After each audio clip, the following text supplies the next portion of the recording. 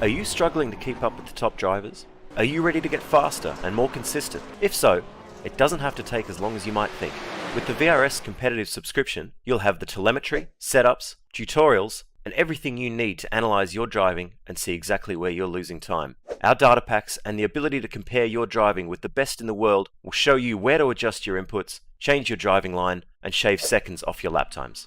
When it comes to your equipment holding you back, the powerful and precise Direct Force Pro wheelbase and precision pedals are being used by some of the best drivers in the world, including Jordan Caruso, Tim Ryan, Jordi Lopez, and Oscar Piastri. It's no secret that VRS hardware is not just the best on the market, it's also the best value for money. So if you're looking to upgrade your wheelbase to direct drive and want highly adjustable, ultra-realistic pedals, VRS is your answer. You can get better, faster, and more consistent in less time and for less money. You owe it to yourself to find out why so many people are switching to VRS. Just go to the URL or the button below and learn why the best use VRS.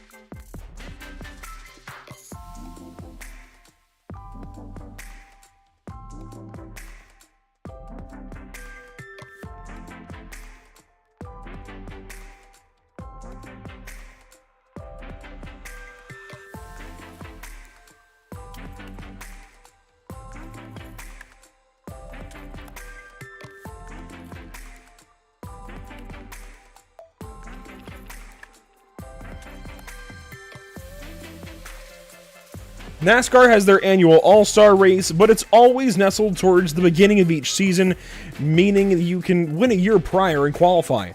So how did the North American Racing League take that idea of maybe an all-star race in motorsport and add to it and improve it? Well, we're doing this race at the end of the season. It's the NARL bonus race after crowning champions at Daytona last week, and all series winners are eligible to run in this event. Welcome to Pit Stop TV. I'm Andrew Cardona IV with Brandon Domain alongside, and an all-star style race feels like it belongs at the end of the season. The champion has their first chance to defend it. Scores can be settled, and we get to head into the off season with everything fresh in our mind, and I think a much better note for some drivers, an opportunity at redemption for guys like John Kroom, who unfortunately hit the wall, metaphorically hit the wall trying to win a championship last week at Daytona. It's just an opportunity, really, for everybody to have some fun at the back end of the season and roll off into the proverbial sunset on a high note. But here at Road Atlanta, you know, you have the GT3 cars. It's just a perfect match out here. It is a very difficult racetrack. It is the roller coaster of American racetracks, in my opinion. You've got a handful of elevation changes that are 50+ feet going around here from one section into the next. Just an absolute handful of a racetrack, a great test for the very best here in the series. The only track I think that is similar in this category in the United States of America, well, there's two actually. They would have to be, maybe even three now that I think about it, but there aren't many on the East Coast. We'll go with VIR is the other big one. Of course, adorning IMSA schedules as well. You could even say Sonoma and Laguna Seca, but really Road Atlanta, I think, takes the cake. It's so much simpler by design, and that long back straightaway, I know it's got a couple of bends in turns 8 and 9, but from turn 7 to turn 10A, you can land a plane over there, particularly between turns 8 and 9. Yes, it is that long, and yes, it was done in the 70s and 80s. We'll just kind of leave that there, and you can do your own research if you like, but Road Atlanta is a lot like VIR in that it's the classic American road racing circuit, I feel like. It's just so classically designed. It's kept its form over the years. Really hasn't changed much, if at all. The S's, sure, they have their alternate layouts, but we're not messing with any of that tonight. It is just classic American road racing.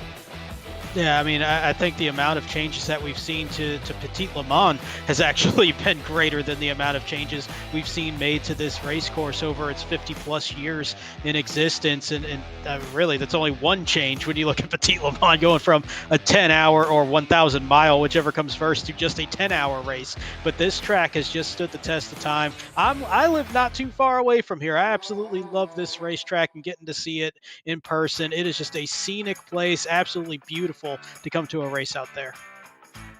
I love my trips down to North Georgia for racetracks like Linear, Raceplex, and Road Atlanta a couple of times. The one time, really, I think that I've been there. Fantastic piece of the country, and well, two really good racetracks next to each other as we get ready for qualifying this evening. I guess for the final time this season for sure. Let's talk about the season standings now that we get a chance to talk about our champions. We don't usually have this opportunity, so Scott Reister, let's keep this up. Gustavo Ariel does walk out of Daytona with the season championship, as we imagined he would, by a safe 28 points over Ricardo Rico. Tim Matzke third in the season, Matthew Dench fourth, Bruno DeCarmo on down the list to Marco Saavedra, who did pop into the top 10 over Scott Reister.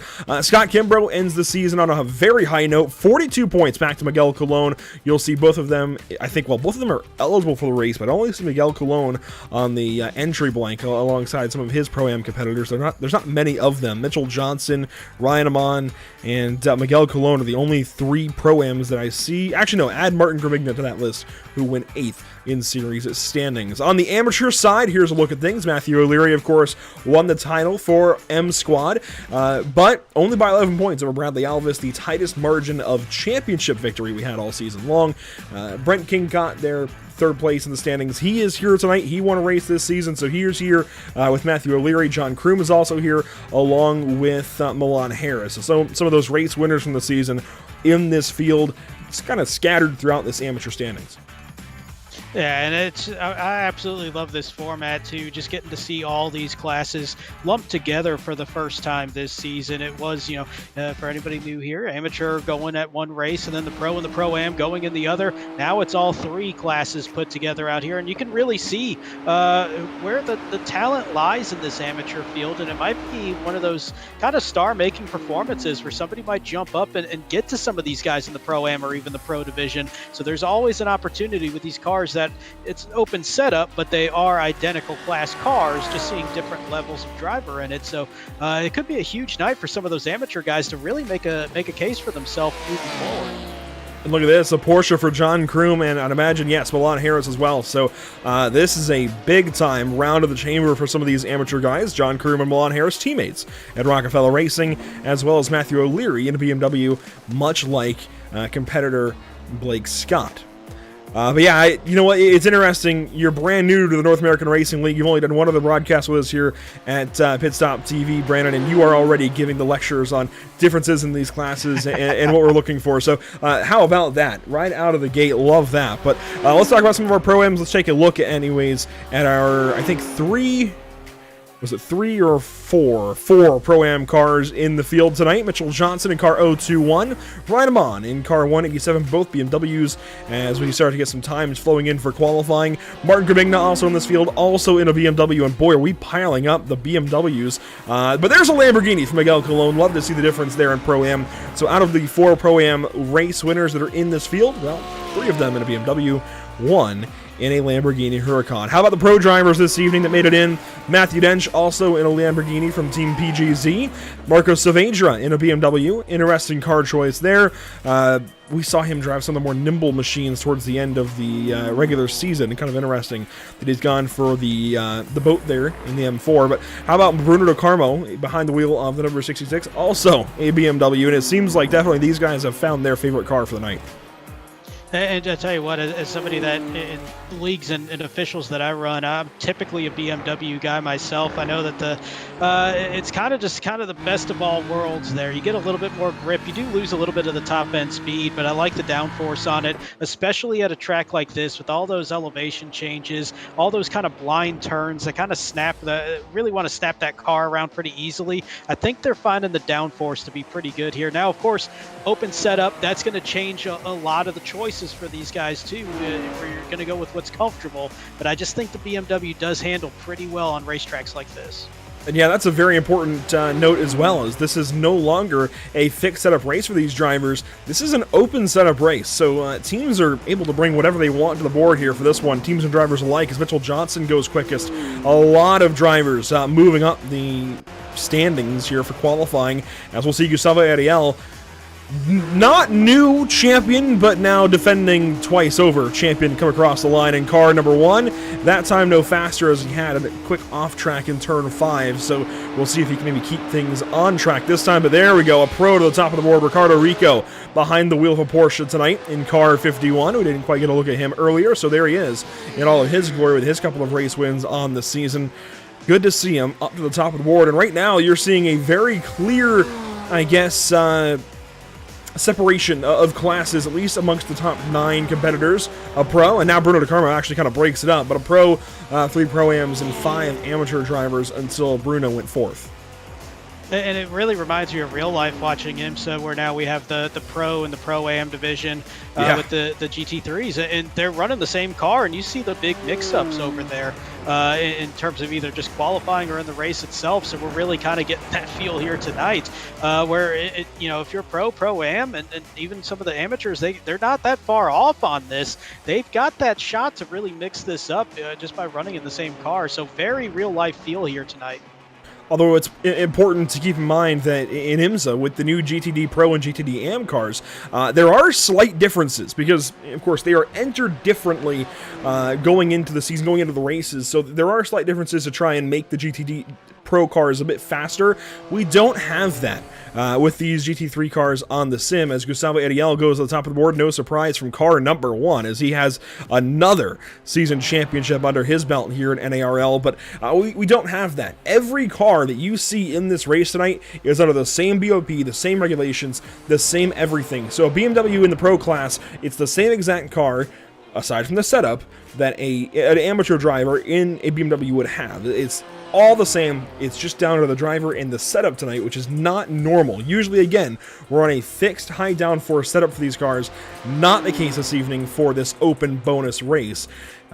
Very interesting. It's going to change things up. We are also only going 45 minutes of racing, not the 50 minutes that the pros are used to, and not the 40 minutes that the amateurs are used to, right in the middle. So that's going to be very, very different as well. And yes, Felipe, only 14 cars.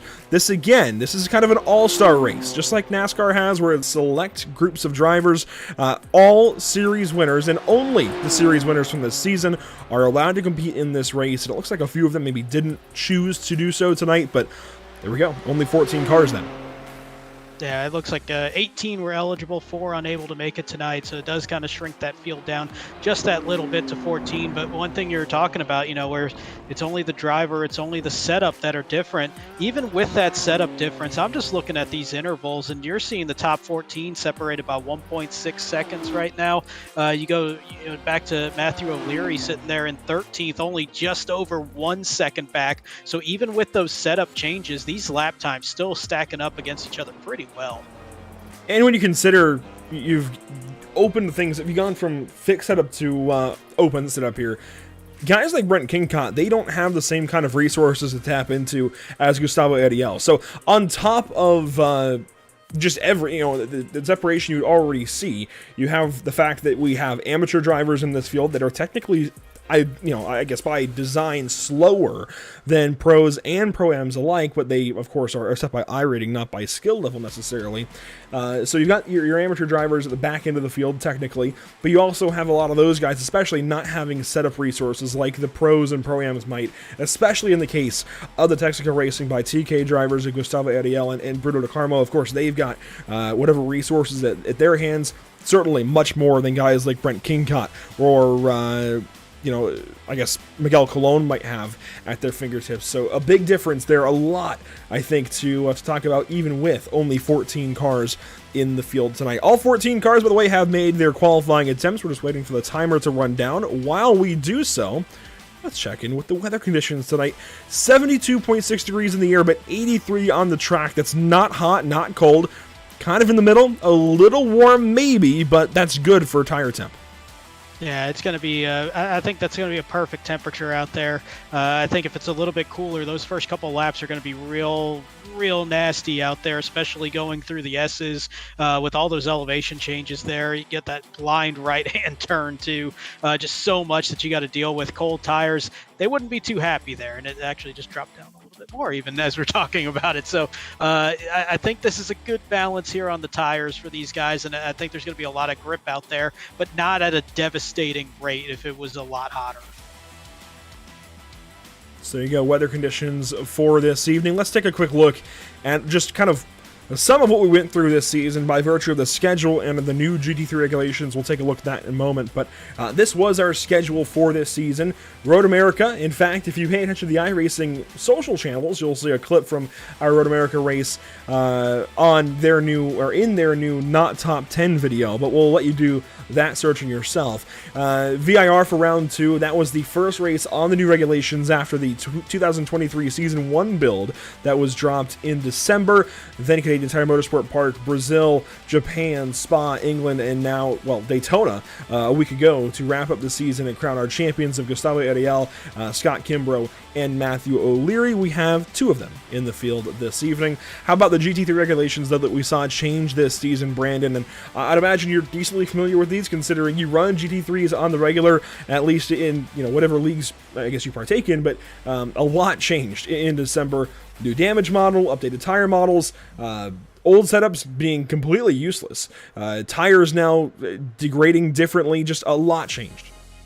Yeah, I mean, I think the biggest thing was the tires to me. I mean, the damage model, obviously that's big, but just the way that the tires fall off happened. It used to be something where you weren't even thinking about if I wanted to take tires after one stint of fuel or anything like that. Now, in certain instances, you're needing to take tires in some form or fashion. I think the other thing that, I mean, it goes noticed when you're in the car, but it kind of gets overlooked when you're not, is that now you can take tires and fuel at the same time. That was something that it was one and then the other, and it really dictated the decisions that you had to make with the tires. I think now with the increased wear and then also able to make that change simultaneously with the fueling, just makes it so much easier to make that call about getting tires, and it really has improved the racing, in my opinion, too, just by letting everybody kind of go out a little bit harder than they were before those regulation changes. And we theorized earlier in the season about how that might change pit strategy. It didn't do much, but it did do enough, I think, to give us a bit of freshness in the season that we really, really needed and were glad to have. So it definitely changed things up just enough to be a lot more interesting. Now, we do have the grid rolling off, but first, let's thank our partners here with the North American Racing League, VRS, Virtual Racing School. In fact, I always say it, I'm a subscriber myself. I very much subscribe to literally and I guess figuratively the idea of VRS as a whole. Really enjoy the telemetry they provide. I don't race much, but when I do, I like to lean on VRS, and my bill actually came out yesterday. So yeah, I very much support that product and suggest everybody give it a try. Even if you don't subscribe, you can use some of the, some of their telemetry logging features and find yourself a few tenths on the racetrack.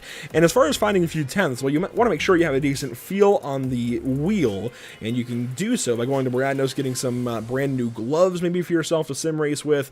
Again, really enjoy everything from Muradnos. Their sim racing kind of community they have in their Discord channel, really, really impressive. And just Daniel Morad is a great guy, does a lot of great things on the sim, including helping iRacing update these GT3 cars over the course of 2022. And how about JS Consulting, John Sedlak, doing so much for this league week in, week out.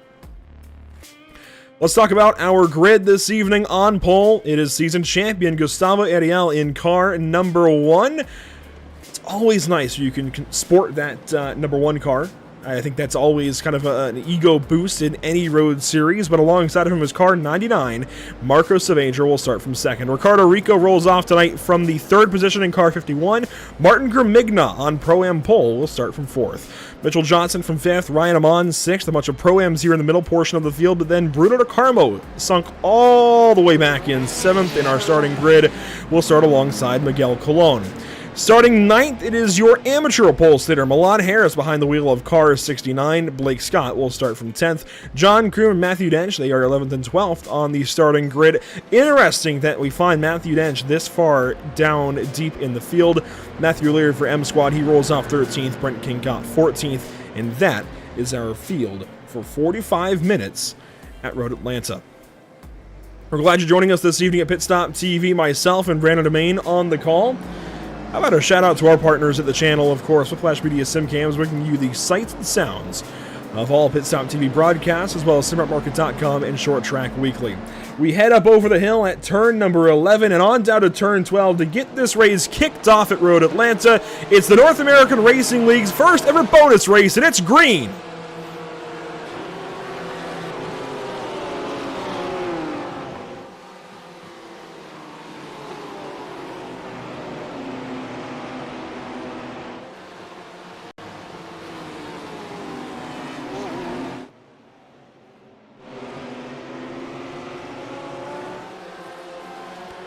Down to the S's for the first time all night long, at least as a cohesive field, and through turn 5 nice and cleanly. That's what we like to see as everybody is minding their P's and Q's. It looks like Matthew Dench did not take the green flag. Hopefully he joins us here in a few moments from the pit lane, but it might not be that way as we have a side-by-side for 4th position. Gramigna gets away. Now it's a side-by-side between Bruno De Carmo and Mitchell Johnson.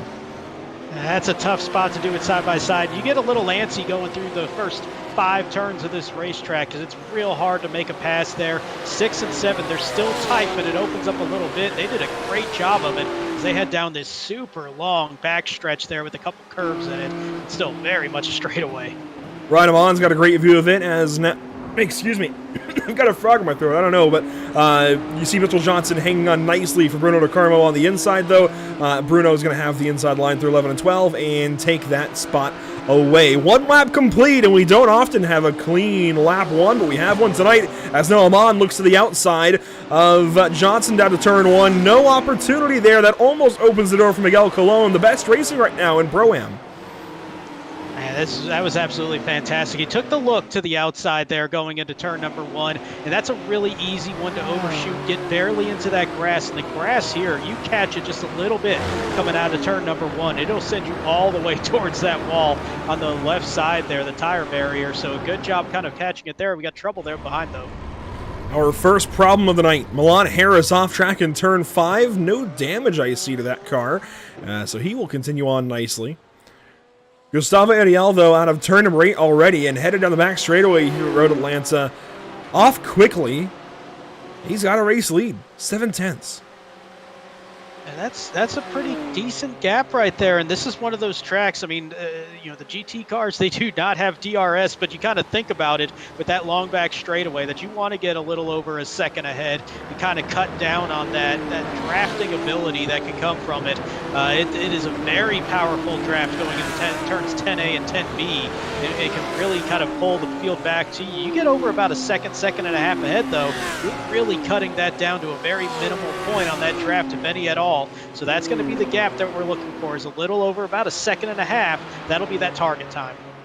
The one car out of place for the, I guess, class designations, if you will, is Bruno DeCarmo, who is one spot behind the Pro-Am race leader of Martin Grimigna. That may change soon, though, as Bruno DeCarmo hounds the 823 of Grimigna for that spot. That would be 4th on the racetrack, as we've got 4 pros, 4 Pro-Ams, and 5 Ams in this race, with the exit, I guess, if you will, of Matthew Dench. Very close there through turn 6, now turn 7 ahead for these two drivers, and Bruno DeCarmo is just systematically setting up that BMW of Grimigna, but it's not so easy, is it? He's got some pace behind that car. Definitely has some pace, and you kind of keep thinking, like, all right, I got the drafting possibility here, and he absolutely does, because this time by, there's not going to be that pole up in front of Grimigna, and that's going to let DeCarmo go by right here, and he's going to have a tight turn, but he's going to pull it off there in 10A. Textbook down in turns 10A and 10B. Perfect stuff there from Bruno DeCarmo. That is exactly how you take advantage of the long back straight here at Road Atlanta. But the problem now is Bruno has to put himself well ahead of Grimigna in the opening 2 sectors of this lap. He's really got to put some time down and try and open up that delta enough so that Martin can't just draft back to him on the back straightaway and do the exact same thing in 10A this next time through. So not even 5 minutes, in fact, just over 4 minutes complete of this race, and we've already got a lot happening in the midfield. And you talk about that building up that gap going down the back straightaway, and that's one of the things that's so frustrating around here. That straightaway is so long that even if you get a great launch out of 7, if it's a good launch for the car behind you, if they're still close enough, they're still going to get that draft. You're going to pull away a little bit on the exit, but it's still such a long straightaway that draft is still going to catch up to you. And you're just trying to mitigate that as best as possible, but it is nearly impossible if they're within, at least, I would say if you're within about 6-7 of a second, you are in heavy danger of getting past going into 10A.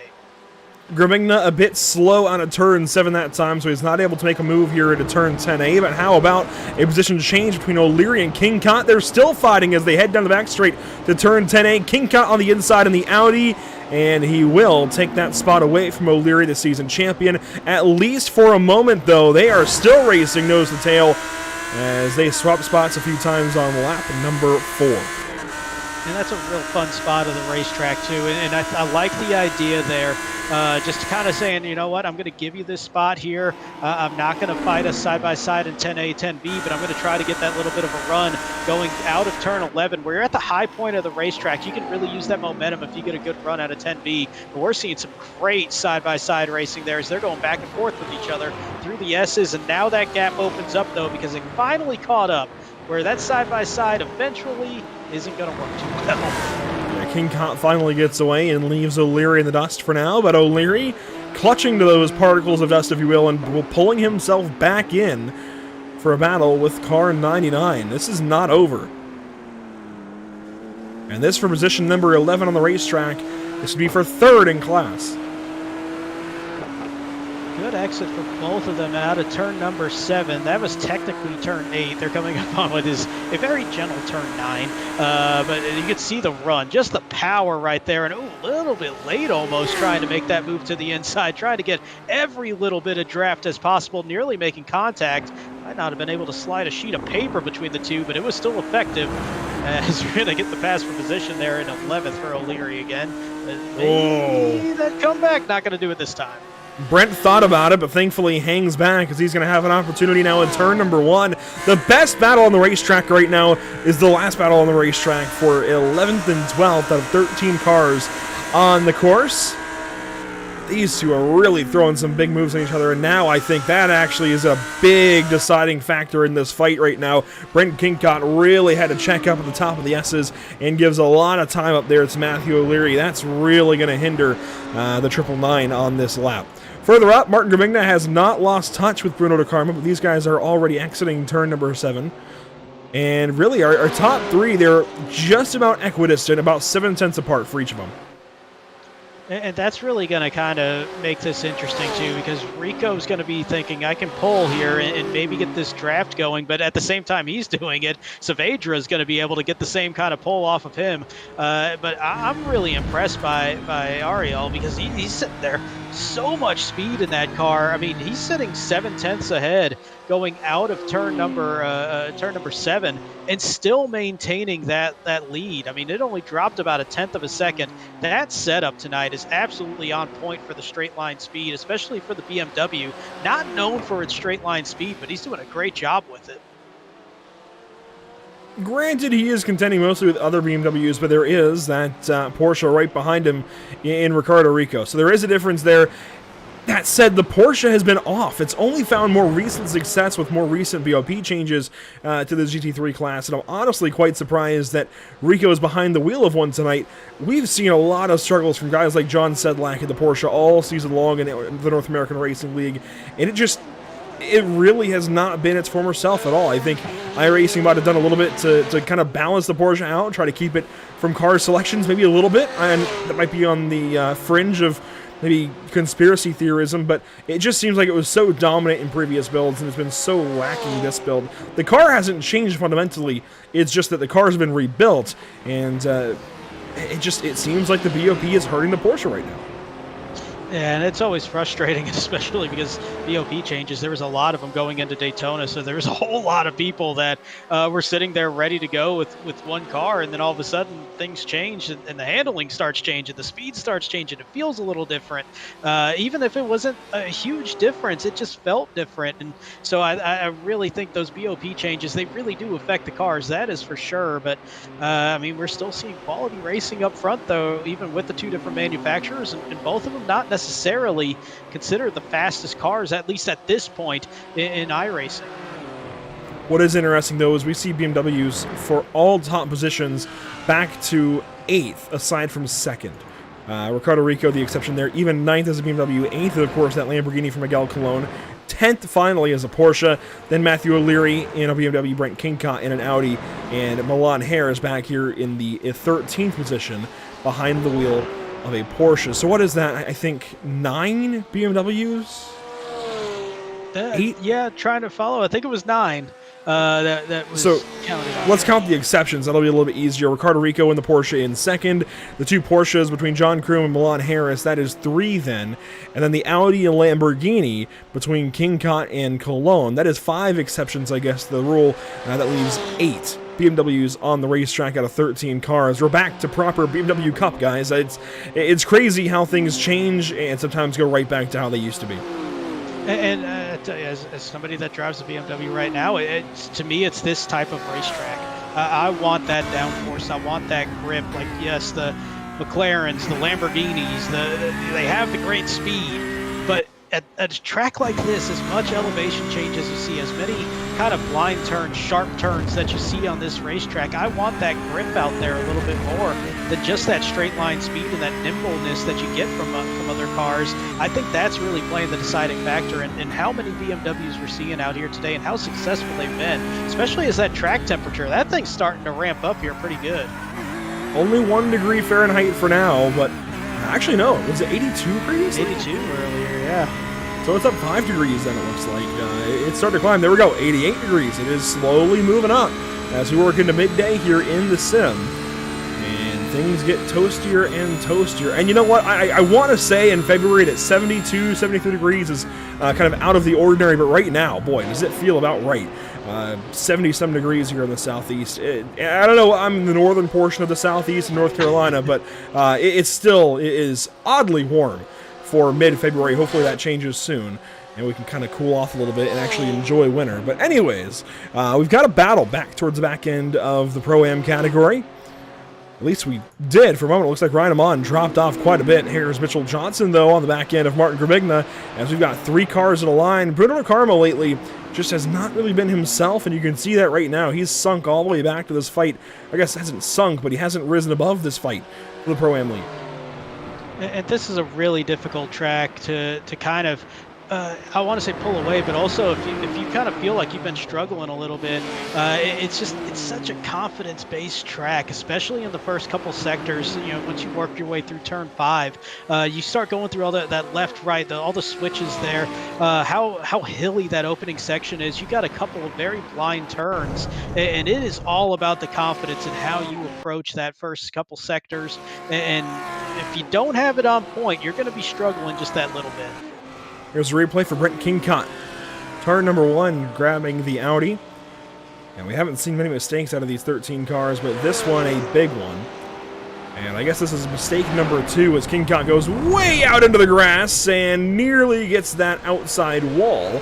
Which, I mean, imagine saying outside wall at Road Atlanta. We don't say that very often, but this time we do, as he nearly got that fence and is now back around Milan Harris. In fact, they are now separated by 1 second on track in live timing. And we've just had a change for the race lead. Gustavo Ariel, I think, has just had a moment, and he has dropped out of the race lead down to 3rd spot. Let's get a replay on this. This is exactly what just happened about 20 seconds ago. Wide at turn 1. Wow. Yeah. The exact same thing we just saw Brent Kingcott do. Gustavo Ariel just goes wide out of the first corner, takes some grass, he gets back on track, and that proves, ladies and gents, that our series champion is human. And, you know, it feels a little prophetic. I think it was about 10 minutes ago, I was saying turn 1 is kind of that sneaky turn. You just edge off into that outside grass just that little bit, and it's going to shoot you towards that barrier on the outside. And it does not take much. And, man, yeah, just all it does is you just enter a little high and you still try to keep that speed going through there. It is going to carry you all the way up, and it's just such an awkwardly angled turn for what it looks like that it's so easy to drift up beyond the limit. Watch this into turn 1 one more time. Watch the wheel. He tracks out, grabs the grass under braking, and when the left side reloads, once it comes back onto the pavement, the car gets away from him a little bit, and I think it just walked out outside of his line, and he just kind of had to chase it, and he was along for the ride at that point. Very interesting watching the hands at work there for Gustavo Ariel. We don't get to see that very often, especially for our season champion 2 times over now. But we get a rare glimpse into the humanity behind the wheel of car number 1 right there. Also, hello to Daniel Morad, watching from 40,000 feet. Would love to know where he's headed to. I do believe he was just in Sebring, though, and even went live on Twitter, I think it was earlier, with a look at the Mercedes AMG GT4 car. But anyway, it's good to see him in the YouTube chat. Here's Martin Gravigna battling with Mitchell Johnson for the Pro-Am lead, and that's a sight that Daniel will want to see. One of his M Squad drivers racing in a battle for a lead spot. I tell you, that battle for that lead in the class would be a whole lot different if you didn't have DeCarmo right there kind of aiding that little bit of a tow for Gravigna right now, and that's really been the difference maker. If DeCarmo's not there, you're going to be seeing that swapping back and forth on that back straightaway each lap probably, unless somebody makes a mistake. But that tow is so huge right now, and that's really kind of keeping this thing pretty steady. That said, Mitchell Johnson losing a little bit of pace that time at the back end of lap number 12 for these drivers. So the tires are officially in the mid-run, if you will, at this point, as we have just gone past 29 minutes to go in this 45-minute race. We're coming up on 20 minutes complete here soon. And it seems like Mitchell Johnson, maybe, I don't know if it's aero wash for that car. Of course, they could be loaded down with downforce in that case, maybe. But slowing down a little bit as Marco Saavedra has just binned it out of turn 5, and oh, goodness. We were just getting to where we'd start talking about the drive of the day conversation, and unfortunately, one that I always like to throw in that hat has just crashed. Let's take a look at it. Marco Saavedra finally got himself a race victory late in the season for season number 4 of GT3 racing in the North American Racing League. And here, everything looks good down through the bottom of the S's. Turn 5, though, just tracks out too far. Literally just ran too far out. Yeah, and it doesn't take much there, and you kind of have this little curbing that lifts up there at the exit of turn number 5, and if you catch it at the wrong angle, it's going to mess with that car, and you don't know where it's going to go at that point. It could snap left, it could hook right on you, and all that did is it just disturbed the car just enough. You can see that little bump there, disturbed it just enough, put him into the kitty litter, and that lost all the traction, and that is a wild ride there for the 99. We'll get one more look at it here for Saavedra. That was a big impact, particularly into that concrete K-barrier on the inside, I guess, outside of the runoff there, but just goes off track, hits the tire wall, and just, wow. Really big hit. Immediately destroys the engine. And there's going to be about 4 cars that are grateful they had about a couple seconds of buffer there, because that the way that he shot across the racetrack after that impact, there was a lucky gap of space for everybody else that was charging down there. There was probably about a second and a half before the next 4 cars started shooting by there, so that could have been a whole lot bigger than it turned out to be. Blake Scott, Miguel Colon, as we rebound from that incident with Saavedra. They are 7th and 8th and battling a little bit. At least they were. Scott was closer a few moments ago, but now kind of falling back of that Lamborghini as they head down to 10A. Martin Gravigna, though, he is hanging right with Bruno DeCarmo as he starts to walk away from Mitchell Johnson. And here we go, a pit stop. Ricardo Rico in a little bit earlier than I expected, Brandon. But the pit window is definitely open. Yeah, it was going to be about, you can get about 30 minutes worth of fuel. You're looking at about 23, 24 laps perhaps, and at 1:20 a lap. So this is about that time where they're going to be able to really make this work. My question is going to be, how are the tires going to be at the end of this one? A little blink out, you got me lost there for a second, but how are the tires going to be at the end of the run? Because as we've seen, this track is heating up quickly, and that might be the bigger factor than the fuel mileage might be, because at this point, everybody good on fuel is going to be about where do you want those tires at the end of the race. 15.7 seconds in the box, that's the mark we're looking to beat. At least the rest of the field is going to be looking to beat with their pit stops, and we don't usually see tires out of the pro drivers, but today, Stacey Bertrand, you hit the nail on the head. Tires are getting greasy out there. Track temp has gone down a little bit. We've had some clouds overhead that have kind of broken the direct sunlight, but it is still hot. It's really not hot. It's just warm enough that these guys are abusing their tires in a place like Road Atlanta and getting into that greasy stage that we talk about sometimes. As Bruno DeCarmo leads a second place now battle overall with Martin Gravigna and Mitchell Johnson. Gustavo Ariel stays on the racetrack, reassumes that race lead at least for the time being. That will change once we get pit stops fully underway. And by the way, Ricardo Rico only 6 seconds behind Brent Kincott after pitting. This is going to be one of the points. Speaking of the pit stops, I'm kind of curious what we're going to see here is if anybody in this pack or any kind of battle decides to maybe try an undercut or maybe try to wait it out a little bit longer and see how it plays out. Because I think, especially in this 3-car battle, we've seen these 3 about at this gap the entire time. I'm not going to be too shocked if we see anybody come in a little bit early just to try to break the flow of this thing a little bit. Maybe shake it up that way, but these guys running pretty much identical lap times every single time. Maybe more importantly, we haven't talked much about fuel yet, but I'm sure Mitchell Johnson and this opportunity, this kind of positioning behind these 2 drivers, is using every opportunity he can, i.e. turn 10A, to really save some fuel, even maybe in turn 7. Watch the telemetry here, see if he puts the clutch in. No clutch from Mitchell, kind of surprised about that, but I'd imagine he's trying to save a little bit of fuel. It's a little bit early, kind of coast into the braking zones just a little bit to try and conserve and take less fuel than Gravigna on the pit stop and therefore exit ahead of Gravigna, at least ideally, after the pits. Now, I mentioned Driver of the Day briefly. We are going to do that today. Admittedly, I'm not sure if Scott's going to honor it. Doesn't really have to, but we just want to do it for fun. And we are going to open it up. I think this is what we're going to do in the next season of NARL Racing, by the way. We're going to open it up to all classes that are in this race. So all 3 classes. So that means we could have 3 different class leaders or whoever. We're just doing Driver of the Day. Whoever has made the most impressionable impact on you, we want to know. And, well, we get to kick off the voting. In fact, we get to set the voting. And that's the cool part about this, Brandon, is we get to decide who the Driver of the Day candidates even are. And I'll go first for you to kind of let you kind of warm up to this whole broadcast thing with the North American Racing League as you see King Cott take tires. I'm going to go ahead and nominate my 2 drivers right away. They're going to be easily, I think, Martin Grimigna. A fantastic job in this Pro-Am category.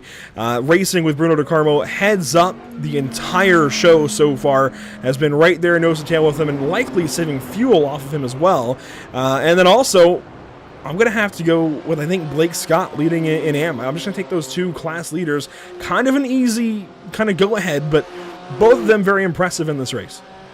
Yeah, once we started talking about this, the first name that came to mind was Grimigna, just because I'm really impressed by this drive. Having the pressure in front, having the pressure behind, and just running a very clean race right now, and I'm knocking on wood. I'm try not to do that whole thing, but yeah, I mean, I'm just really impressed by how stable that run has been.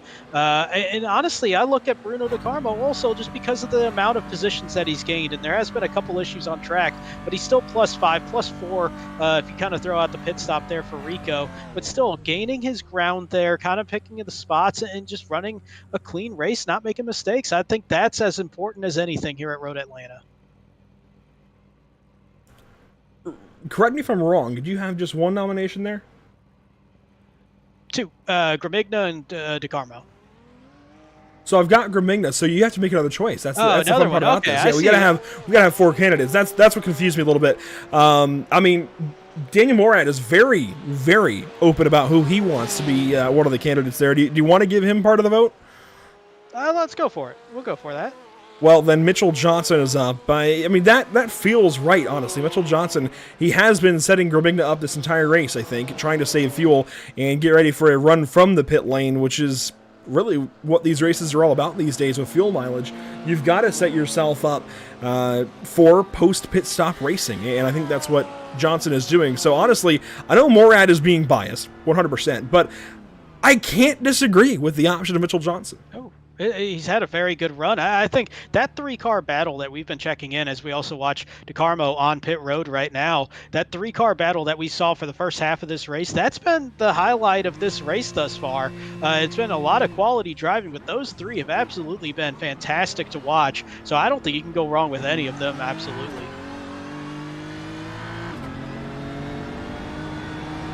So, excuse me while I do this. Usually I have Emerson Arden to do this for me, so I have to do this on the fly. We are going to take Johnson's onboard and just kind of watch this play out from his point of view as he chases Grimigna a little bit. But we are going to have Martin Grimigna, Bruno DeCarmo, Mitchell Johnson, and Blake Scott as your driver of the day options. And I think it's going to be heavily Grimigna and Johnson, honestly, and that's interesting because we've never opened this up to Pro-Am drivers before. Of course, Ams have their own race, but let's see how this goes. We've got Pro-Am there for Grimigna, Pro, of course, for DeCarmo, and they will have their class tags along with them in the chat, so you guys will be able to see kind of exactly who you're voting for, of course. We've almost got it ready, and in fact, it is being pushed out to YouTube right now. So if you're on YouTube, you can vote for Driver of the Day, and this is what I really like doing with this series now. Currently, Mitchell Johnson is a candidate. Get your votes in, because this guy could be your Driver of the Day today at Road Atlanta. It could also be this guy, Blake Scott. Yeah, as we're seeing the pit stops really working their way through. About half the field now has made this pit stop as we watch the AM leader now on to pit road. That's going to leave O'Leary and Harris out there running 6th and 7th at the moment. Curious to see what that gap's going to look like. Looks like a pretty good stop there, though, for Scott in the 367. Blake Scott pulling away. And the Aerokinetics BMW heading right back on track. He'll head out ahead of John Kroom, who has pitted, actually. The only AM driver left to pit, or I guess AM drivers, plural, are going to be Matthew O'Leary and Milan Harris. And O'Leary has had a very quiet day, as Grimigna, it looks like, is finally headed in. Mitchell Johnson will stay out at least one more lap. I'm wondering if that was the plan to want to stay out, or if they were just so close that the reaction time wasn't comfortable there for Johnson. But either way, I don't think he's going to stay out a whole lot longer, just because at this point in the race, I just don't see the benefit of it. You're going to have a shorter stint, but you're also going to be on these greasier tires on a very elevation-heavy racetrack where the car gets very light. You want all that grip that you could possibly have. I think Johnson comes in this time, but There we go. About a 14.5-second stop there. Yeah, full time there is 14.73 for Grimigna. Pretty solid stop. And, I will say quickly, I see that Daniel Morad is currently over Charlotte. Well, wave somewhere to your left, Daniel. I promise I'm waving back as I'm a little ways northwest. But yeah, I promise. I've got my hand out the window and everything. I'm waving up to you. But Grimigna heads back out on the racetrack in front of Bruno DeCarmo. Very importantly here with this battle, this is going to be interesting depending on where Mitchell Johnson leaves the pits, as far as how this is going to work out into this lead battle, not only for Pro-Am, but also this battle for position with Bruno DeCarmo now right back on the rear bumper of Martin Grimigna. This is, I don't know, this is going to be interesting. This is a really interesting point right there, and that was about, as we see Johnson now onto pit road, and Ariel as well. This was about a 0.8 of a second difference on pit road, and we're seeing that play out here, but here comes that big charge into 10A. Here we go. Car 66 to the inside, and Bruno DeCarmo quickly overtakes Martin Grimigna for that spot. I thought there was going to be a shot on the shorts briefly, but no contact between those guys leading. Gustavo Ariel into the pit lane. Let's see when he exits. We're working up to that moment as here comes Ricardo Rico. Rico will take the race lead, it looks like, in the background, and yes, maybe. Look at this exit side by side up to the top of the hill, and Gustavo nearly threw it up the inside, but Rico does get the best of him and take the lead back away. Meanwhile, for the Pro-Am lead, Mitchell Johnson exits well behind Martin Grimigna. He took just about the same amount of fuel, but was 2 seconds slower in the pit lane. You have to wonder then if he might have missed his box initially. Either that or just not as comfortable. It is a very narrow drive in and out of this pit road here at Road Atlanta, and maybe just a little bit of discomfort there, just not lining it up right, and just couldn't get the pace on the entry or the exit. The exit a little bit easier, but that entry is a little difficult here at Road Atlanta. Very narrow drive. Well, you talk about the pit entry and exit. Let's take a look at the pit entry and exit for Mitchell Johnson. It's down at a 10A initially. We'll watch this all kind of play out for him. Where does the mistake come? If I'm going to be honest, I think it has to be into the pit box. I don't think we're going to see kind of... It could be, honestly, hustling the car down to pit lane. It could be this. But I think it's going to have to end up being... That looked pretty quick. Yeah, that was solid. I think it's going to be in the box. So we'll let the replay kind of play out as, we're missing a fantastic lead battle. Of course that happens. Gustavo Ariel has just overtaken Ricardo Rico. We will treat you with the replay of that with 15 minutes to go. But Mitchell Johnson, right there. Yep, overslid. So let's check out for our race leaders what just happened as Gustavo has taken this race lead back away. Check this out. This is out of turn 12. Across the line for a new lap and down to turn 1, and Gustavo just drives to the inside and takes it away. Man, that is a power move right there in turn 1, and that's a lot of confidence, not only in your ability, but the ability of the driver that you're overtaking in a very difficult turn there. At that speed, that kind of braking point, it's a little awkward for some guys. They both made that look perfect, and man, look at the way that he just pulled away pretty quickly there. He's already got 7/10 back on Ricardo Rico. It's looking like the first 5 minutes now, as Rico is going to have to overcome this gap. As far as pit times between the two, it's a 15.7 for Rico, a 14.5 for Gustavo Ariel. I'm not sure where that comes from, but Gustavo really underfueled the car, it seems, at least compared to his competitor. We'll see if that maintains. I guess if that works out for him over this run, he's got the fuel to go to the end. And a few laps different there. I mean, I say a few, but 7-lap difference there in the fueling that was needed. So I think a lot of that was just, it got mitigated by the tires that were being put on there. That's going to take some time.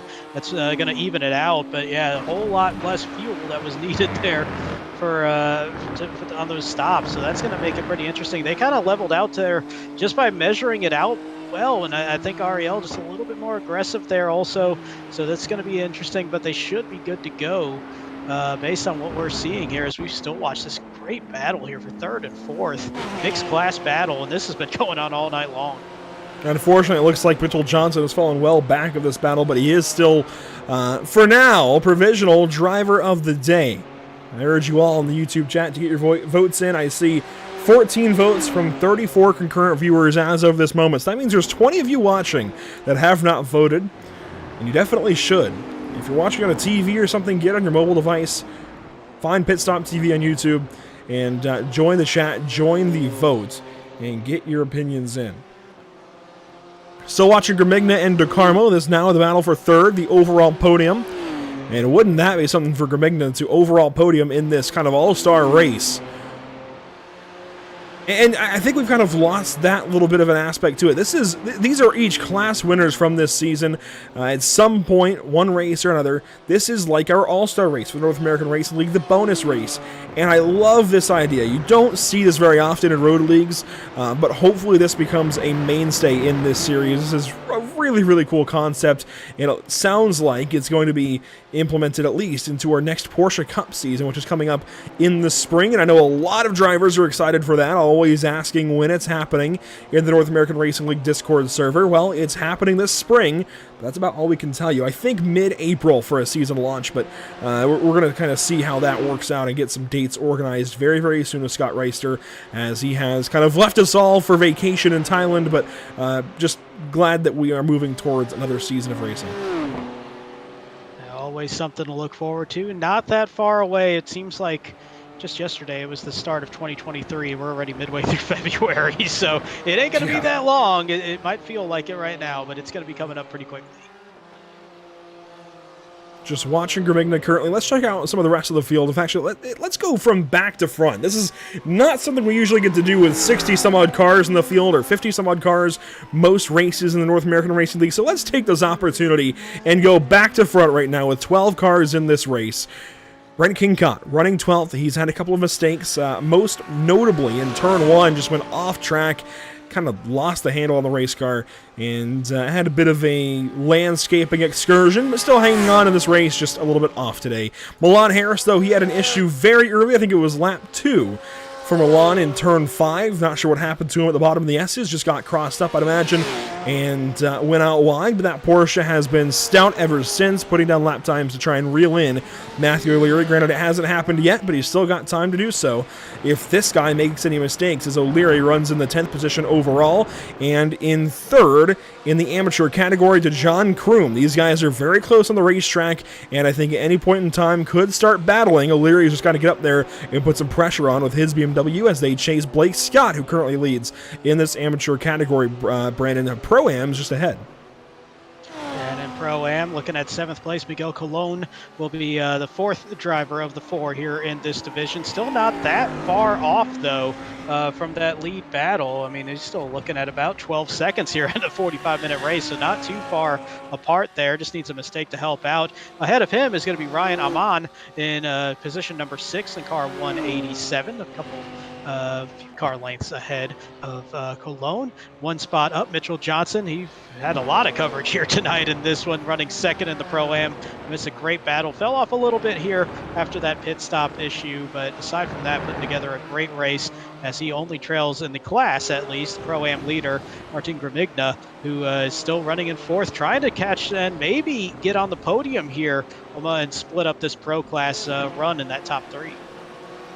Gramigna currently chasing Bruno DeCarmo. He's won a lot of races in the North American Racing League. It's not looking like he'll win tonight, but still, only 5 seconds back of the race leaders in an open setup race like this. He's doing himself some wonders in that Texaco Racing by TK BMW, as he's done a lot of battle with Gramigna tonight. You're chasing Ricardo Rico, who currently runs in 2nd by 1.6 seconds back of this man, Gustavo Ariel. 2 championships now in a row in the North American Racing League GT3 series.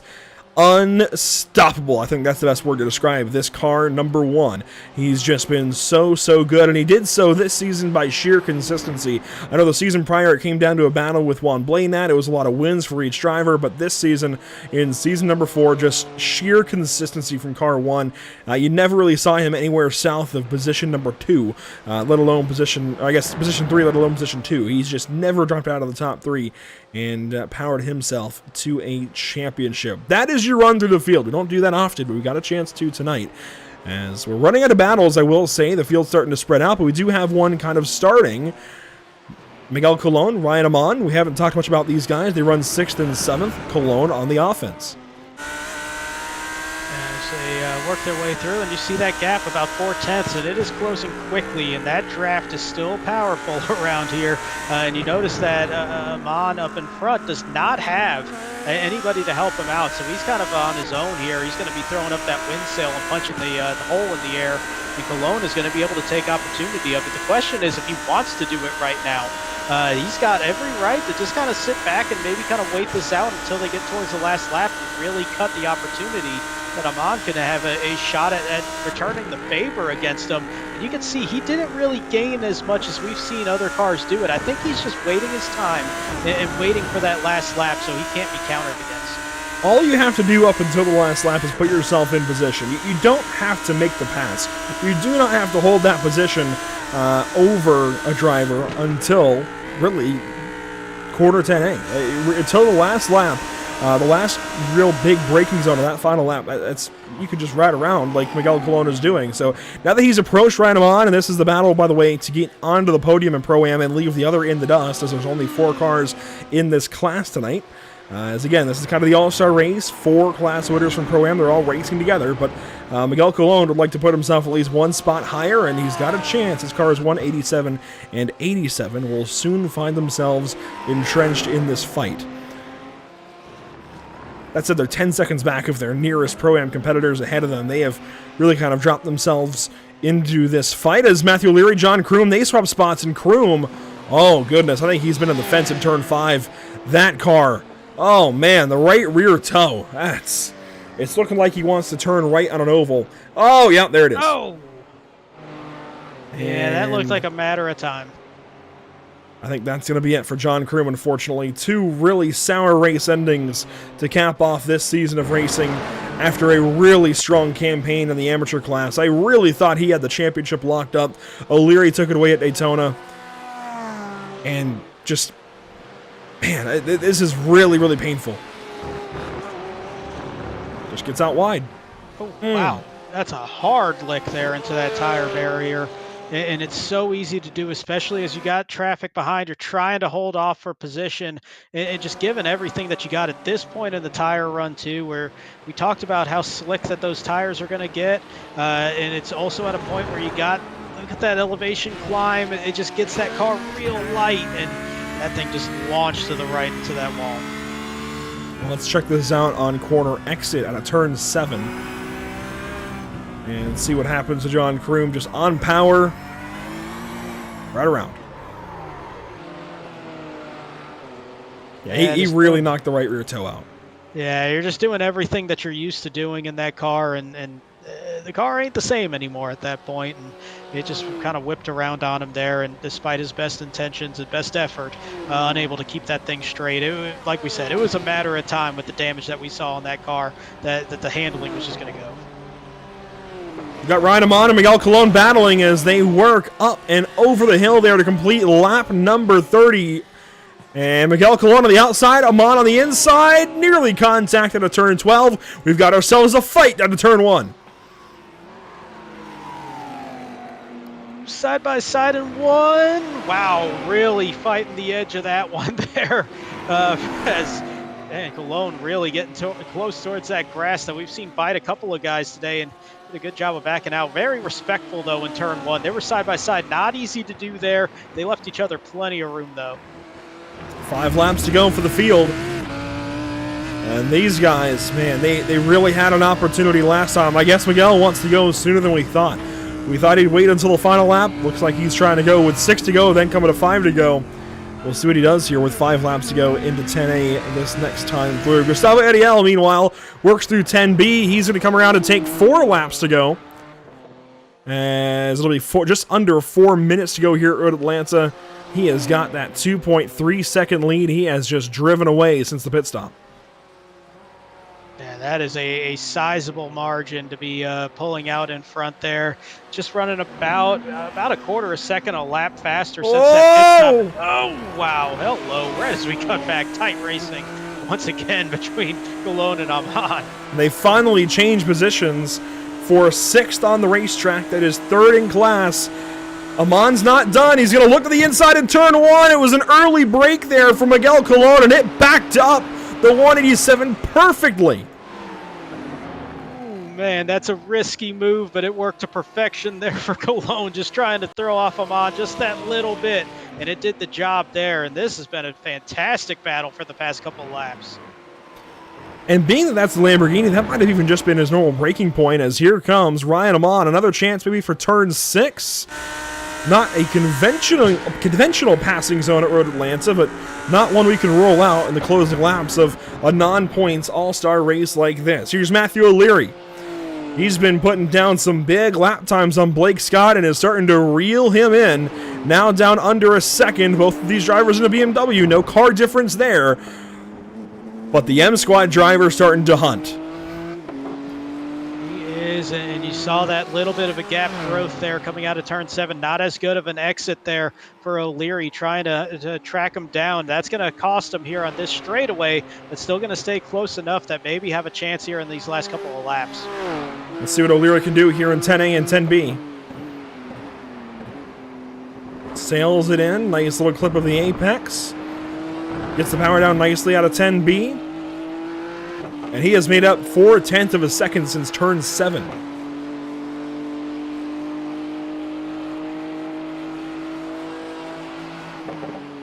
Well, let's see what he can do now, down to a half second between these two.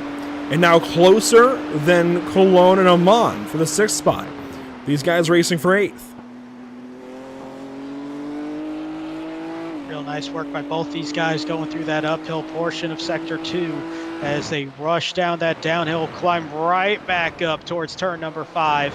You can see that gap kind of staying the same. It almost looked like they were just kind of mirroring each other pretty well, but it's going to open up that little bit there for Scott just ahead as they head to turn 6. This is going to be a good opportunity, though. Back up the entry to 7, maybe get that power run here coming out of the turn. He does a really good job there, does O'Leary, getting about a 1/10.5 quicker through turn 7.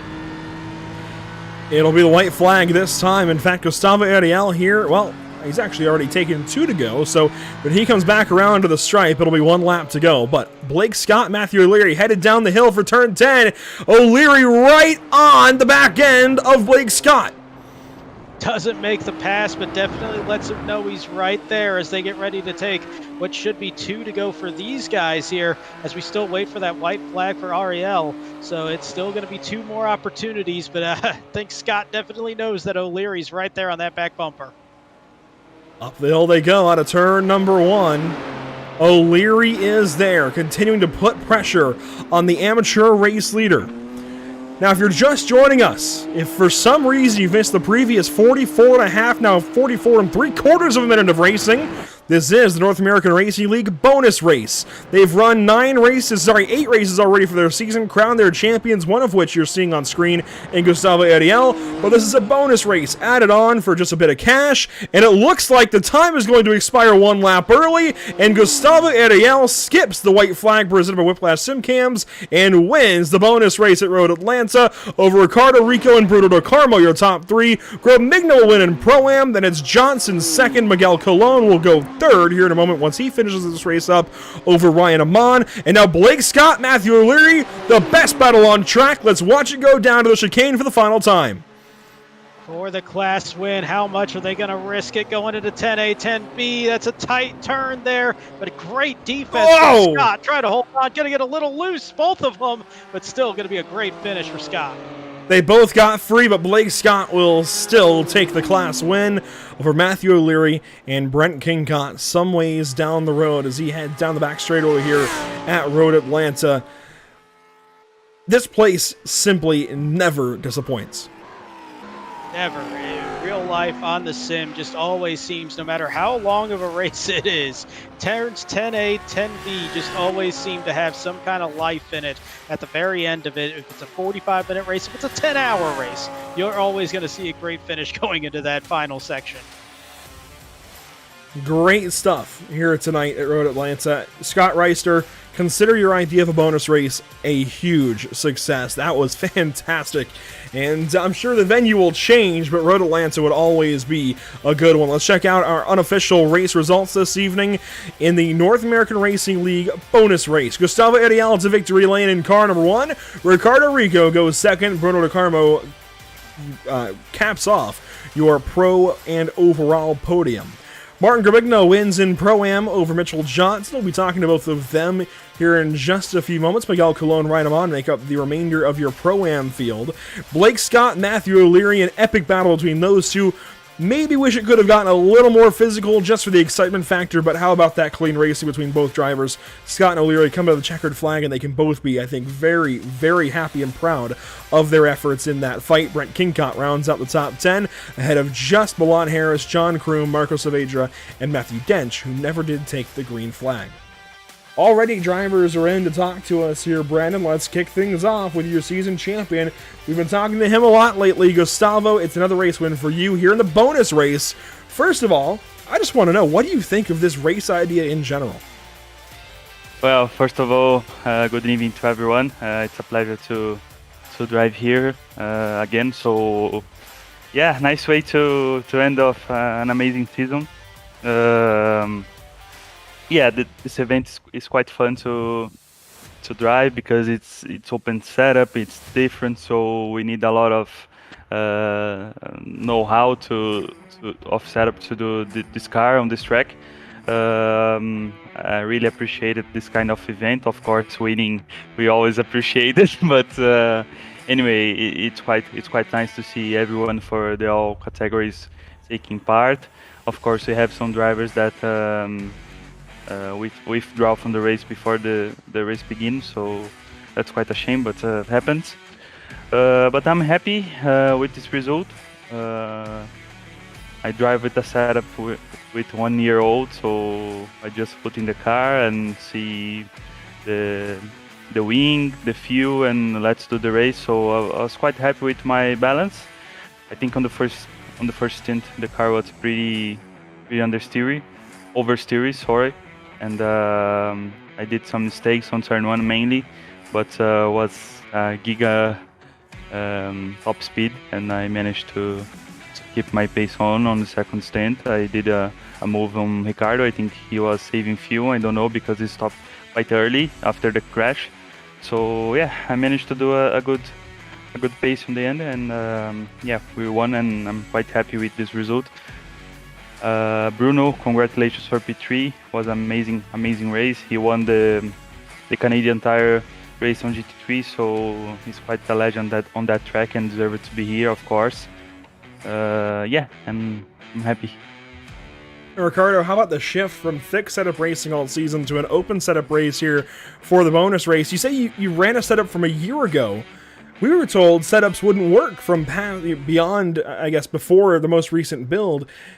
Did it feel like it was off at all, or did it feel like it was right at home? Well, I think it's on the mid of the way, because the car was very oversteery. The wing was different from the last season. Of course, last season you can drive with a different kind of setup, of settings. So yeah, I just did some clicks, to do the setup for this season, but overall we developed a good car on the last season, and I think we found the way to go on BMW, so that's why I choose BMW.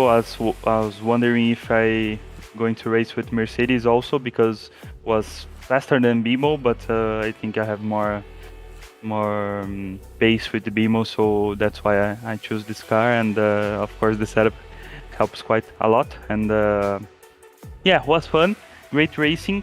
Saturday you have the PASC, so I take some time on my prep on manicures to do the race. Quite a nice time doing one more with this guy, so yeah, I'm quite happy with our result, and I want to say a big thank you to Texaco Racing by Tony Kanam. Tony will do the last Indy 500 this year, so we're cheering from that on the month of May. So yeah, thank you all the sponsorships: Gurt Seguros, Logitech, HB, Toyota Gazoo Racing Brasil, e ThinkPad, Grid by SimLab. Thanks so much, guys. Well, Gustavo, congratulations once again on the season championship, and another race win added to your repertoire, your resume, whatever you want to call it. Congratulations once again, Gustavo. Hopefully we're talking to you later this season, or later this year, I suppose, for our Porsche Cup season coming up in April. Yeah, and for sure I'll be taking part. So thank you so much, Scott, and congratulations on all the Pit Stop TV guys in North America. So thank you so much, guys. See you on the next season. There you go, Gustavo Ariel with another race win to his resume. Let's now grab Ricardo Rico, who goes P2 tonight at Road America. Road Atlanta, I do that a lot. Well, we do have Ricardo Rico here after the second place finish overall and in the pro class. And Ricardo, what you think about this race, having all three out there in this kind of all-star format here in Road Atlanta? I don't know. To be fair, I had too much fun because the race was very tense, and with everyone failing a bit.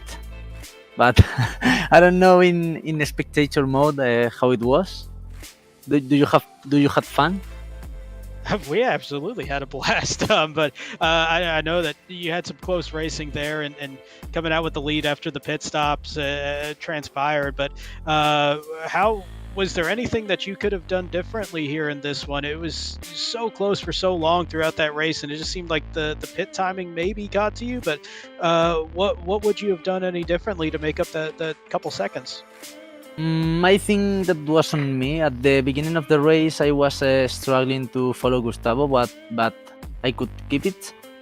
But then after that, when he did the small mistake, I also did one and damaged the car. So that's why I did the pit stop a bit early to try to repair the car. And then when he pitted, he was on newer tires, so I think I didn't have too much to do. I think he was faster on same tires and much faster with newer tires than me, so I think I could have avoided the mistake for sure. But apart from that, I think he was faster and he deserved the win for sure. It was a great run for you and end of a great season, and congratulations on everything this season, and appreciate the time. Okay, thank you guys. I just wanted also to thank all the organization and you guys commenting the races. It's a pleasure for me to be racing here. It's a bit late because I live in Spain, but yeah, I could do the effort every time for these races. Thank you guys. Have a good night. Thank you very much, you too, and man, a great morning, I suppose, out in Spain. Yeah, I really love the dedication there from Ricardo Rico, racing, 5-6 hours ahead of us on the Eastern Seaboard. Yeah. That is impressive. Props to Ricardo. I didn't actually realize that, but let's go on down the line here. Martin Gramigno wins in Pro-Am and puts together, well, actually, he's not in Discord chat, so we'll grab the next best. It is Driver of the Day, Mitchell Johnson. Then that goes P2 in Pro-Am competition. And Mitchell, I know you had Daniel Morad kind of helping you out with the vote a little bit, but very deserving Driver of the Day in addition to that P2 in class. Might just be learning that, so how does that feel? Good. Yeah, it was a lot of fun tonight. I mean, that's, I knew coming into this race, the stakes were going to be high, obviously, with the bonus race and everything, and just wanted to have fun, and man, was it fun. The pace that everyone showed across the board was, I mean, everyone had to step it up, and it was just a lot of fun to drive tonight with everyone. And how about this race in general, this format, bringing all three class winners into the field and then running 45 minutes kind of in between the two race lengths and being open setups? What are your thoughts on all of that? Yeah, I think it's an awesome idea. I mean, it really, it really gets to show, the people, that put in the work and, got the result throughout the year. It kind of lets them showcase it against, everyone else who's, equally has done the same. And the open setup is incredible. We've got Dion on our team, and he makes some crazy good setups. Would you like to see more open setup racing in the GT3 cars from the North American Racing League? Potentially as like an optional, maybe run an open setup and then a fixed setup race instead of the class races? This is completely theoretical, just off the top of my brain. Do you like the open setup thing as opposed to fixed setup? Me personally, I do, but I mean, at the end of the day, Scott's the one who makes all the big decisions, and he's the one who has to make, well over 100 people happy. So, I'll definitely let Scott, I'll let Scott handle that one. Yeah, complete hypothetical, not at all based in any kind of fact. I don't think we're headed towards open setup racing in a larger scale like that, but Yeah, just completely hypothetical. Love your thoughts there, Mitchell. Thanks for your time and congratulations. Once again, a solid battle there with Gramigna in the first half. Kind of fell back. What happened on the pit stop, by the way? Yeah, so the pit stop, I pulled a Scotty, one of my teammates. I came in just a little bit too hot in my pit stall and slid just barely past the lollipop. So it is what it is. I knew coming into the pit stop, battling with Martin. I mean, me and Martin were neck and neck. I knew I had to nail my pit stop perfect, and I let it get to me. So it is what it is. But battling with him throughout the night was super fun. So I can't complain. Well, our first ever Pro-Am driver of the day. How about that for Caro 21? Congratulations, Mitchell. We'll be talking to you, I'm sure, next season for Porsche Cup Racing.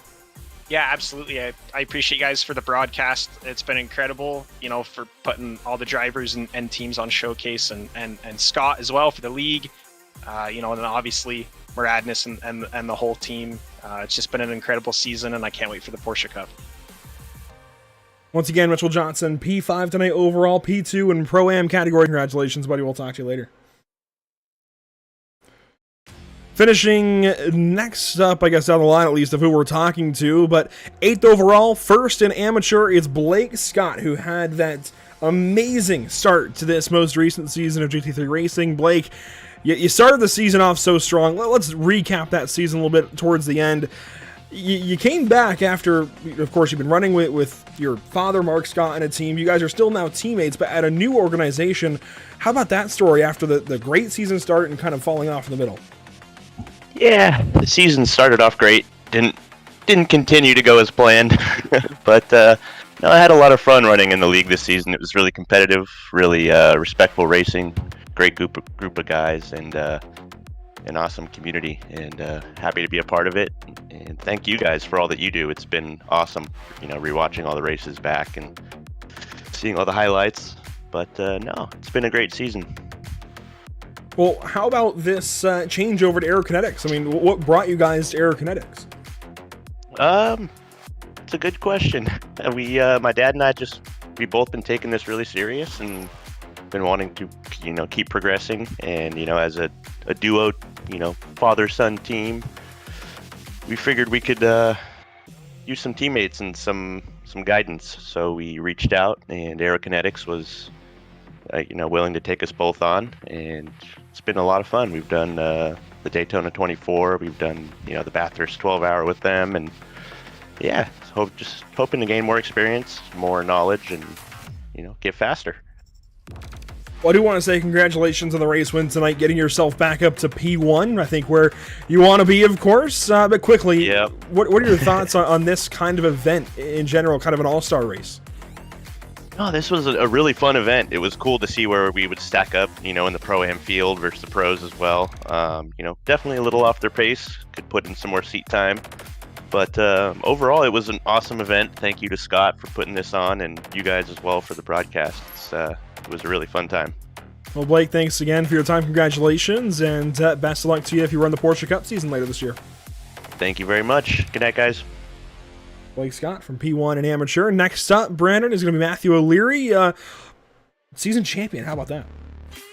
Yeah, we got a season champion and somebody that really in that battle at the end of the race stole the show, especially for our eyes. We had a blast watching those last few laps there, Matt, between you and Blake, Brent, but Blake, I had it right the first time, sorry, looking at names, but yeah, great battle there at the end. What was it like for you in that one? Oh man, I was sweating in my Muradness gloves, that's for sure. I was just really trying to stay focused on getting out of the corners, and I saw the time coming down and was hoping to get into his draft and be able to pull a little bit and catch up. I could have used maybe another lap in the race and might have had something. Got very close to the end there though, and it was great racing with Blake and as well as Brent, Milan, and John as well. They all did a really good job and had a couple of unfortunate incidents for Milan and John, but it was a really cool race to do. And we got to mix up all three classes tonight with this format for the bonus race, kind of an all-star format. How'd you feel about kind of putting everybody together for this one? It's super cool. Definitely, I think Blake mentioned, the difference in pace. It is pretty big when you look up at the pros up there, Gustavo and Ricardo running 1:17.7s, but that's just telling why they're up in the pro class when we've got some work to do to catch up to them. But I think it was great. I really like the bonus race. It doesn't have any bearing on the season results, and you can go out there and have fun and go as fast as you can with some guys that won races during the season. Absolutely, but a tremendous season for you. A great result. No, you wanted one more spot there at the end, but still a great race there at the end to close things out. And congratulations on everything this season, and appreciate the time. Absolutely, thank you all, and especially for hosting all or broadcasting all the races, and the whole NARL crew for putting this all together, and of course the M squad behind me, and Dan and Stu and Dion helping out with setups, and keep the Oceanic coffee keeping me going, and stayed nice and cool in my Maradness gear, that's for sure. It was a lot of fun. Well, an expert job at getting all the mentions in there, so great job with that, and great job again this season. Thank you. Matthew O'Leary, a season champion and runner-up, unfortunately, tonight here at Road Atlanta, but a stellar job all season long and tonight in that battle with Blake Scott. How about that for a quick little sponsor pop-up there on the left side? But let's talk about our partners here with the North American Racing League, VRS, Maradness, and JLS Consulting, all doing so much for this series and lending a hand to the big man, Scott Reister, who put so much behind this league, so much of his effort, time, blood, sweat, and tears, if you will, and makes it the amazing league that it is to race in, to broadcast, to talk about, and to watch, hopefully, for you guys at home. How about our broadcast partners here at Pit Stop TV? Whiplash Media SimCams bringing you the sights and sounds of all Pit Stop TV broadcasts. SimRapMarket.com. Use promo code PSTV at checkout for 10% off of your order, and Short Track Weekly. Brandon, your first taste of road racing here with Pit Stop TV, and I think one of the most special, or one of the more special, maybe not most special, but one of the more special races we've ever had with the North American Racing League. Kind of an all-star race, trying things out, and I think we're going to see this idea evolve. What are your thoughts? Absolutely a great idea, and really love that we got to see everybody out there at the same time, and it did kind of work itself out where it was very class oriented in the finishing order, but we saw some great battles there in between classes at times, and it just kind of gives it that special feel and a way to close out a season. Well, Brandon, thanks so much for your time. Thanks for joining us this evening. It really was a pleasure. Let's take a look at our upcoming broadcast here at Pit Stop TV before we sign off this evening. Langley Speedway up next for the American iRacing League Martin Late Model Showdown. That is a lot to say each and every time, but the AIRL Martin PC Late Model Showdown from Langley Speedway, Saturday evening, February 18th at 8 p.m. Eastern. Then Sunday, how about a brand new league? And I know it says 8 Eastern. I think it's going to be 9 Eastern. We'll let you know on social media exactly when that's going live. But Sunday, we've got a brand new league coming to us. It is the Shake and Bake Racing Butt Kicker Cup Series, brought to you by, of course, the Butt Kicker, heading to Daytona to open up their 36-race season. We are broadcasting a select run of, I believe, 7 or 8 races for their season, but glad to be joining them for their season opener. Got to start it off with the High Banks on Sunday. That's going to be a lot of fun following the Daytona 500. And, of course, Monday, we wrap back around to a brand new week with Pain Built Legends from, the logo is not actually on screen. How about that? But I got to pull this from memory. I believe 5 Flags. Yes, 5 Flags headed up next for the Legends. That should be a whole lot of fun on Monday evening, February 20th at 7 Eastern. Only 2 rounds left for Pain Built Legends in Advanced Legends Cup. And Brandon, there's plenty of places to follow along with Pit Stop TV. Oh yeah, a whole lot of places out there. You can go on Facebook, facebook.com/pitstoptv. You can follow on Twitter at twitter.com/pitstoptv with an underscore at the end. Instagram, you can look it up on pit_stop_TV. And of course, here on YouTube, you're already watching it here. But if you're not watching it here, PitStopTV1 to follow along on YouTube. And of course, we broadcast to Facebook, Twitter, YouTube, and Twitch. Thanks, everybody, for watching throughout this entire North American Racing League season. It really has been a pleasure, as always.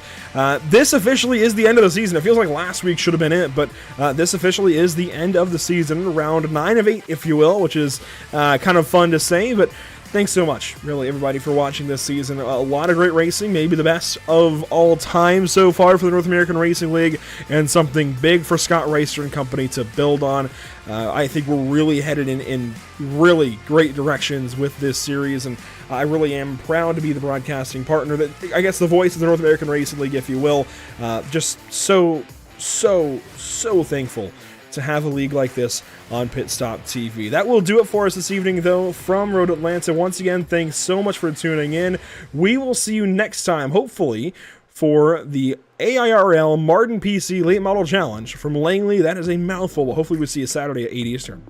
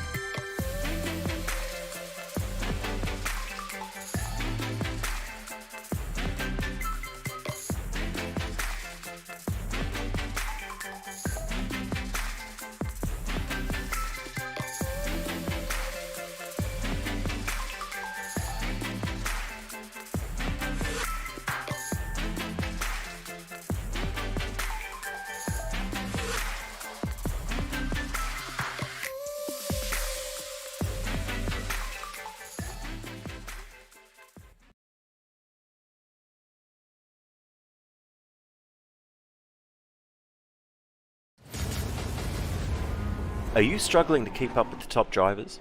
Are you ready to get faster and more consistent? If so, it doesn't have to take as long as you might think.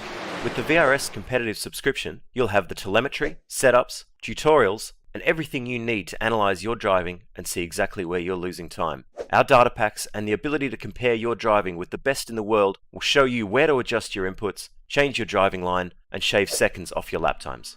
When it comes to your equipment holding you back, the powerful and precise Direct Force Pro wheelbase and precision pedals are being used by some of the best drivers in the world, including Jordan Caruso, Tim Ryan, Jordi Lopez, and Oscar Piastri. It's no secret that VRS hardware is not just the best on the market, it's also the best value for money. So if you're looking to upgrade your wheelbase to direct drive and want highly adjustable, ultra-realistic pedals, VRS is your answer. You can get better, faster, and more consistent in less time and for less money.